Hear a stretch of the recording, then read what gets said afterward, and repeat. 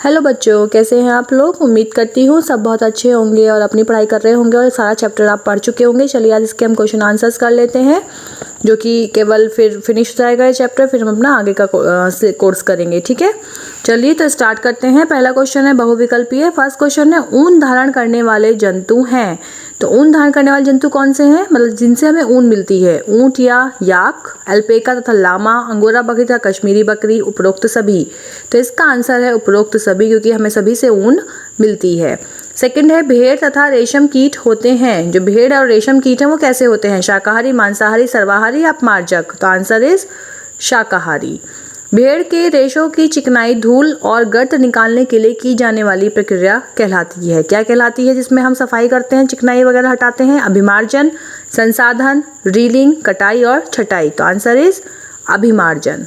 ठीक है, नेक्स्ट है रेशम है। रेशम कैसा रेशा है, मानव निर्मित है, पादप है, जंतु है या उपरोक्त सभी। तो रेशम मिलता है रेशम कीट से और कीट है जंतु, तो ये है जंतु रेशा। रिक्त स्थानों की पूर्ति कीजिए। फर्स्ट है ऊन सामान्यतः पालतू भेड़ों के त्वचीय बालों से प्राप्त किए जाते हैं। ठीक है, सेकंड है ऊन के रेशों के बीच वायु रुककर ऊष्मा की का कार्य करती है। कि अभी मैंने समझाया था कल की वीडियो में ही कि ऊष्मा की कुचालक का कार्य करती है। ठीक है, अगला है रेशम प्राप्त करने के लिए रेशम कीट पालन विज्ञान कहलाता है। तो ये कहलाता है सेरीकल्चर। जब रेशम कीट को पाला जाता है और इसका प्रयोग किया जाता है रेशम बनाने में, तो उसको बोलते हैं सेरीकल्चर।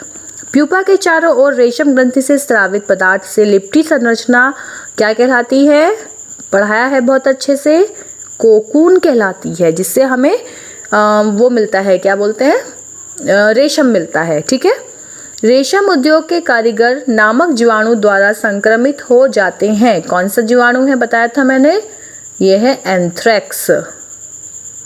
और बीमारी लग जाती है सोल्टर्स, लेकिन आपको यहाँ केवल जीवाणु का नाम लिखना है, एंथ्रेक्स। ठीक है, नेक्स्ट है इसमें सही गलत।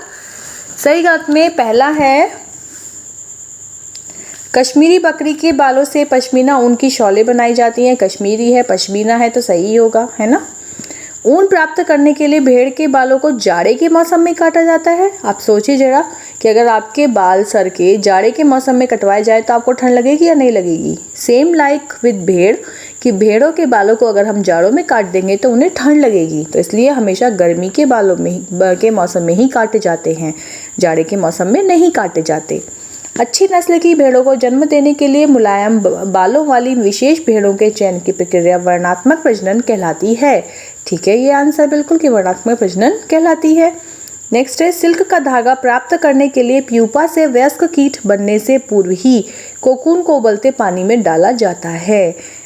अगर हम उबलते हुए पानी में वयस्क बनने से पहले नहीं डालेंगे तो वयस्क जब बाहर निकल के आएगा तो वो सारा कोकून काट देगा। इससे हमें निम्न कोटि का सिल्क प्राप्त होगा। इसलिए यह सही है कि वयस्क बनने से पहले ही हम उसे उबलते हुए पानी में डाल देते हैं। रेशम कीट के अंडे से प्यूपा निकलता है, क्या ये सही है? नो, रेशम कीट के अंडे से निकलता है लार्वा। प्यूपा बनता है लार्वा से। ठीक है, आ जाइए जोड़े मिलाओ पे। अभिमार्जन क्या होता है? अभिमार्जन मैंने अभी बताया था, सफाई जिसमें करती है काटी गई ऊन की सफाई। ठीक है, कोकून क्या होता है, जिससे हमें रेशम मिलता है, तो रेशम के रेशे उत्पन्न करता है कोकून। याक ऊन देने वाला जंतु है। शहतूत की पत्तियां रेशम कीट का भोजन। और रीलिंग क्या होता है, रेशम के रेशे का संसाधन। जो लास्ट में जब मिल जाता है उसको जो सही से निकलते हैं वो होता है रीलिंग। ठीक है, चलिए तो होपफुली आपको सब समझ में आ गया होगा। और अब जो लॉन्ग क्वेश्चंस बचे हैं इसकी एक वीडियो और बनाई जाएगी और ये chapter complete. So keep watching the videos. Thank you, bye.